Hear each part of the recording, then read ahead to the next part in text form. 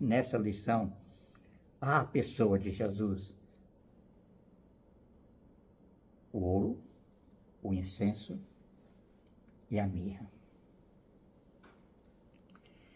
Eu gostaria de falar um pouco mais, um adicional nessa lição, para nós entendermos um pouco mais no contexto. Tá?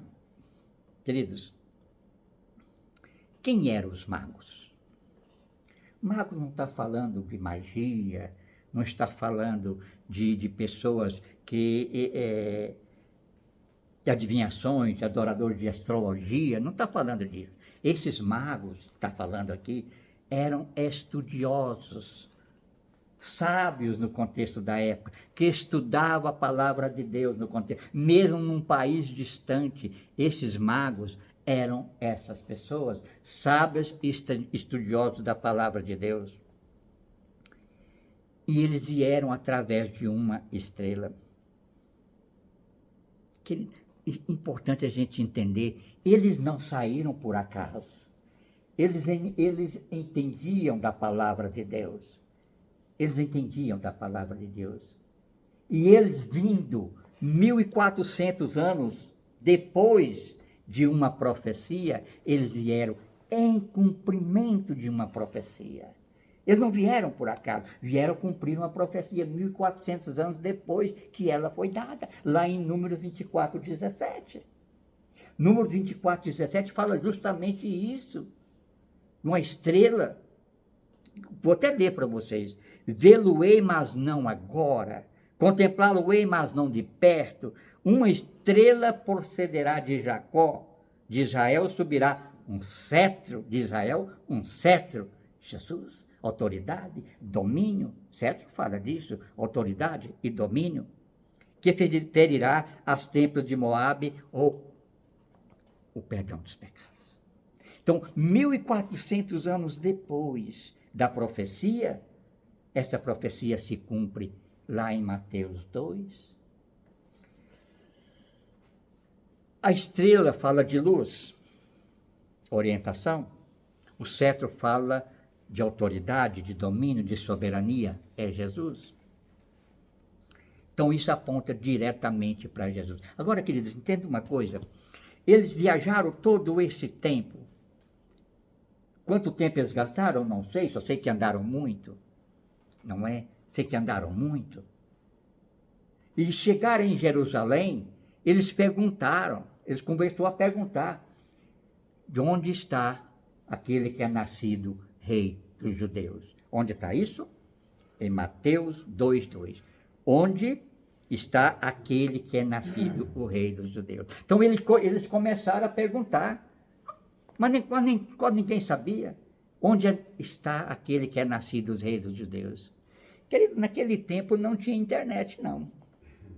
Mas esse ato deles chegou rapidinho no ouvido de Herodes o tetrarca, o rei da época, a autoridade máxima da época. Chegou rapidinho no ouvido dele. E aquilo fez com que ele...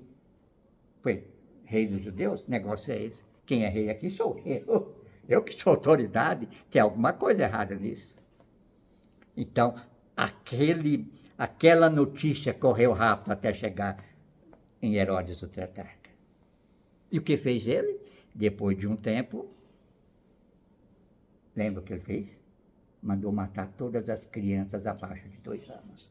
Até 2 anos. Justamente para eliminar aquele que é nascido rei dos judeus. Está no livro, está no Mateus 2, tá? Mandou matar todas as crianças. Como aconteceu lá com Moisés, lá naquele tempo, né? Agora aconteceu com Jesus. Mandou matar todas as crianças até 2 anos. Então não tinha erro. Não tinha erro. Até 2 anos todas elas seriam mortas.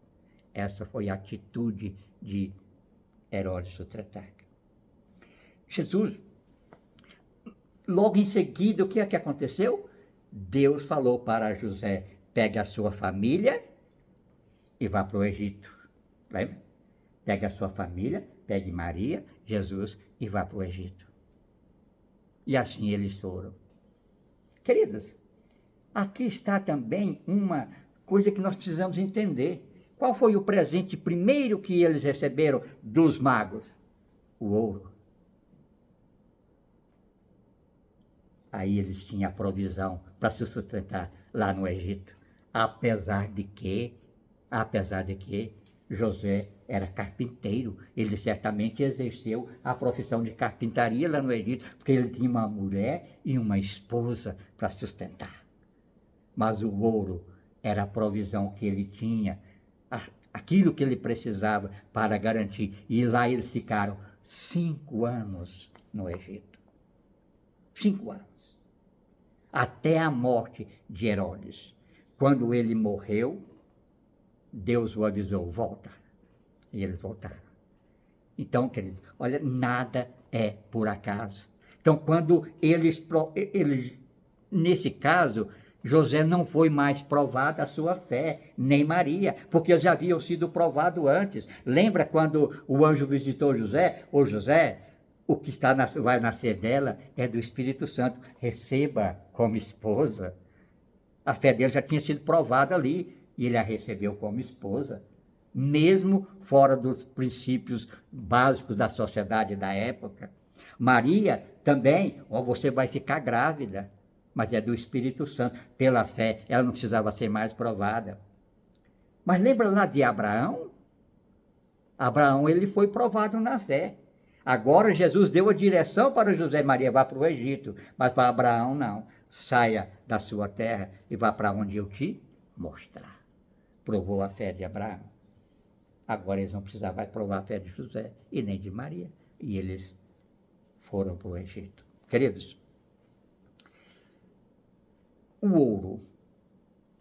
O ouro, o que nós vamos falar nesta noite agora, para só agregar aquela palavra da igreja, de Jesus, que fala nessa lição da mirra, é que essa lição também fala de algo importante. Não necessariamente só de Jesus. Não necessariamente só de Jesus, mas também está falando da igreja. Esse entendimento é meu, tá? Está falando da igreja. É extra livro. Está falando também para a igreja. Sábio o pastor que falou de Jesus, mas agora eu vou falar da igreja. Então, o ouro, o incenso e a mirra fala da igreja também. Então é para nós, é para mim, é para você que somos a igreja do Senhor. Queridos, o ouro. Lá em Apocalipse 3,18, há um conselho para a igreja. Há um conselho para a igreja. Aconselho que você compre de mim ouro refinado pelo fogo. É da igreja.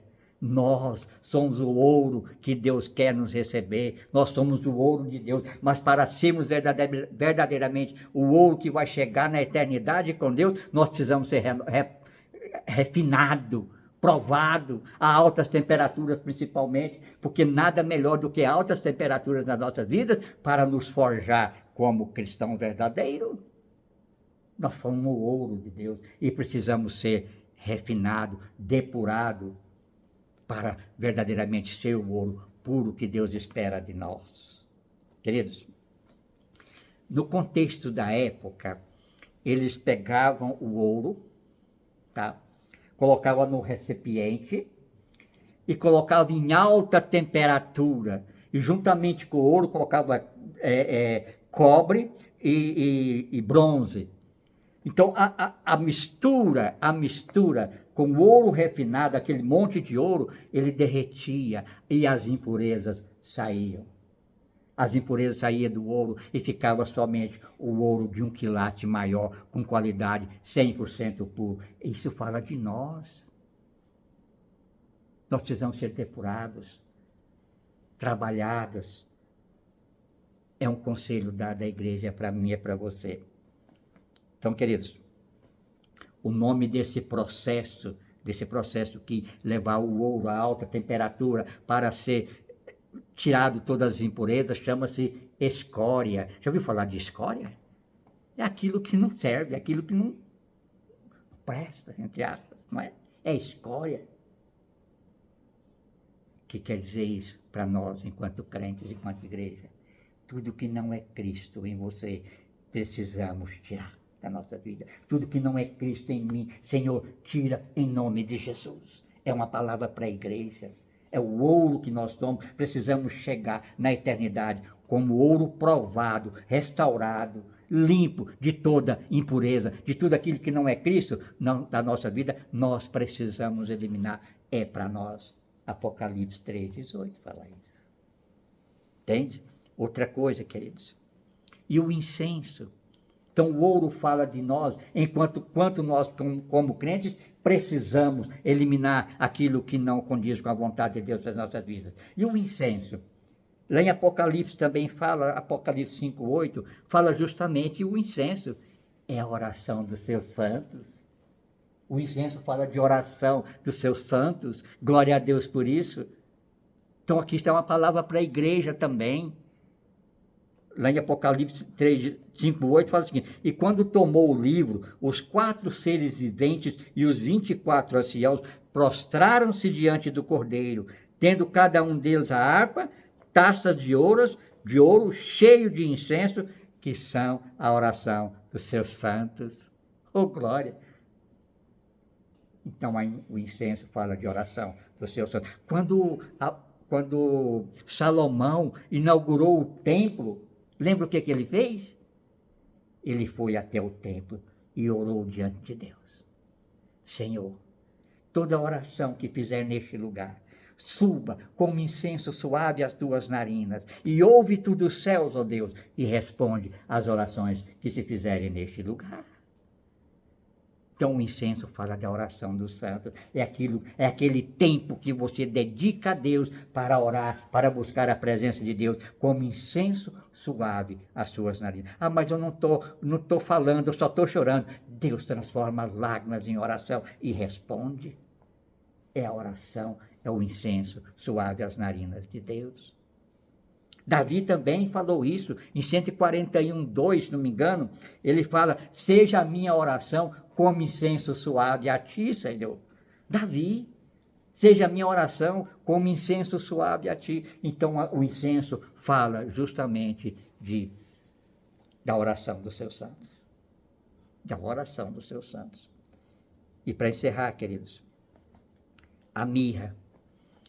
A mirra também nós podemos ver que lá em Cantares de Salomão, ou Cântico dos Cânticos, fala sobre isso. Quem é esta? Cantares 3:6. Quem é esta que sobe do deserto como coluna de fumaça, perfumada de mirra, de incenso e de toda sorte de pós aromáticos? Agora eu vou traduzir. Quem é esta, entre aspas, igreja, que sobe arrebatamento, o encontro com Jesus nos ares, ou para a glória com Deus? Quem é esta igreja que sobe do deserto, ou do dia, da vida, das lutas, das dificuldades? Quem é esta igreja? Aquela que ora, aquela que foi ferida, mesmo com as cicatrizes que nós vamos passar por aqui, nós vamos chegar na glória diante de Deus. Quem é esta? É a igreja que ora, a igreja que paga o preço de intercessão, a igreja que paga o preço de jejum e oração. Quem é esta? É a igreja que vai encontrar com o Senhor na eternidade. Então, queridos, a mirra que está ligada à igreja que sabe, que vence, que também no deserto, no mundo e nas atrações vence o pecado, as artimanhas do diabo, vence a própria carne. Esta é a igreja, esta é para mim, é a mirra do Senhor. Fala justamente isso, da morte, do sacrifício. É você doar-se para Deus em momento de oração e intimidade com Ele. Então nós somos o ouro que Deus espera, refinado, depurado, na alta temperatura, para chegar puro diante de Deus. Isso também fala que eu, quando vou buscar a presença de Deus em oração, eu tenho que ir com toda a sinceridade de coração. Toda a sinceridade diante de Deus. Amém, queridos? E o incenso fala de oração dos seus santos. Que nós possamos, sabe, ser esse incenso as nossas orações possam subir como incenso suave às narinas de Deus. No momento que você achar que deve, no momento da sua oração, entregue-se àquele momento verdadeiramente. E a sua oração, se fizer na sua casa, naquele lugar, vai ser respondida pelo Senhor. E a minha fala justamente isso, da igreja que sobe. Apesar dos sofrimentos, apesar das feridas, apesar das dificuldades que nós passamos, o nosso projeto como igreja, filhos do Altíssimo, é subir para a eternidade com Ele. Amém, amados?